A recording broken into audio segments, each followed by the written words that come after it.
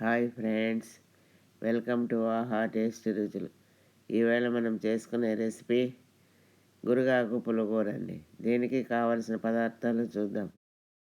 వెల్లుల్లి 6, పచ్చిమిర్చి 10, ఆనియన్ 1, చింతపండు కొద్దిగా, టమాటాలు 2 అండి.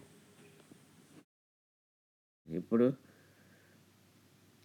స్టవ్పై ఒక పాత్ర పెట్టుకొని దానిలో కొద్దిగా వాటర్ వేసుకోవాలండి. వాటర్ వేసుకున్న తర్వాత ఈ గిన్నెలో మనం ముందుగా శుభ్రంగా ఒలిచి కడిగి పెట్టుకున్న గురుగాకును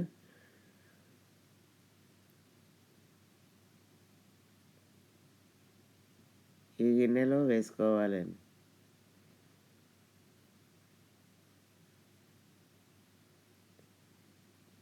ఇది ఈ గురుగాకు కార్తీక మాసంలో తింటే కాడకు గరిటెడు నెయ్యి ఉంటుందంటారండి. ఇది ఈ కాడల వలన చాలా టేస్టీ ఉంటుంది. బాడీకి చలవ చేసే తత్వం కూడా ఈ గురుగాకులో కలిగి ఉందండి. ఇప్పుడు ఒక 10 పచ్చిమిర్చి తీసుకున్నానండి, 2 టమాటాలు,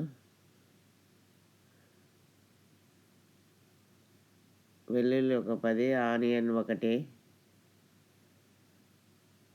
కొద్దిగా చింతపండు అండి. మనం టమాటాలు 2 తీసుకున్నాం కదా, దానిని బట్టి మనము చింతపండు తీసుకోవాలి.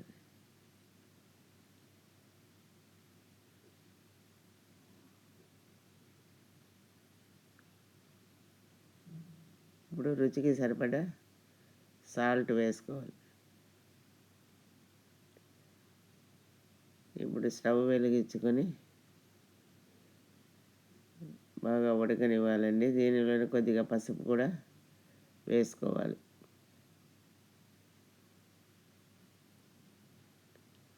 ఇది చాలా టేస్టీగా ఉంటుందండి. దీనిని రైసు, సంగట్లేకి, ఎలా అయినా చపాతీ,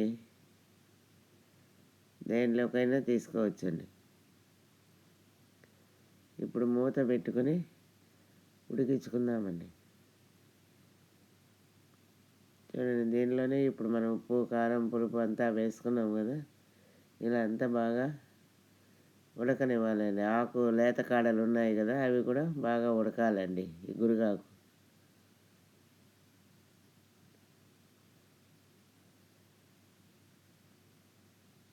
చూడండి, ఈ విధముగా అంతా బాగా ఉడికినది.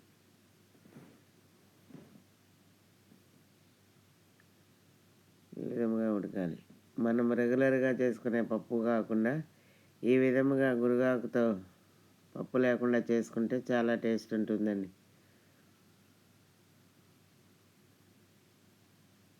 ఇప్పుడు దానిలో ఉన్న కొద్ది వాటర్ని కూడా బాగా బౌల్లోకి వంపేసి మెత్తగా వెనుపుకోవాలండి. ఈ గురుగాకు పంట పొలాల్లో విరివిగా దొరుకుతుందండి. ఇప్పుడు దీనిని పప్పు గుత్తితో మెత్తగా మ్యాష్ చేసుకోవాలి.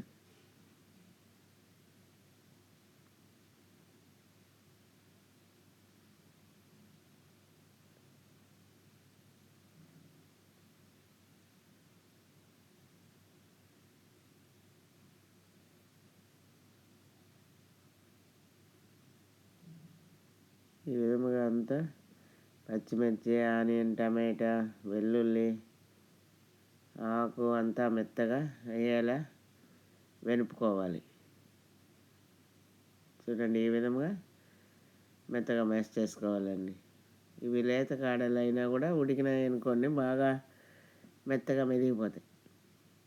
ఇప్పుడు మనం ముందుగా వంపుకున్న వాటర్ని కూడా ఇందులోనే వేసుకోవాలండి. దీనిలో ఇది గట్టిగానే ఉండాలండి, ఎక్కువ వాటర్ వేసుకోకూడదు. ఇలా ఉంటే 2 days అయినా మనం బయట పెట్టినా కానీ పాడవదండి. పచ్చడి తినడానికి బాగుంటుంది గురుగాకు పుల్లకూర.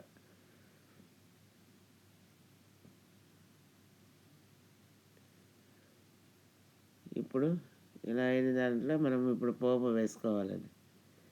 ఆవాలు, జీలకర్ర వేసుకున్నామండి. ఈ పోపు అంతా బాగా మిక్స్ అయ్యేలా ఒకసారి కలుపుకొని ఇప్పుడు దీనిని సర్వింగ్ బౌల్లోకి తీసుకుందాం.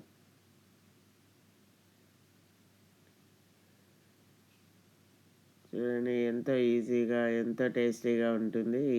ఈ పులిహోర తింటూ ఉంటే ఇంకా తినాలనిపిస్తుందండి. అలా ఉంటుంది ఈ గురగాకు పులిహోర. ఇది విరివిగా పంట పొలాల్లో ఫ్రీగానే దొరుకుతుందండి మనకి ఈ ఆకుకూర.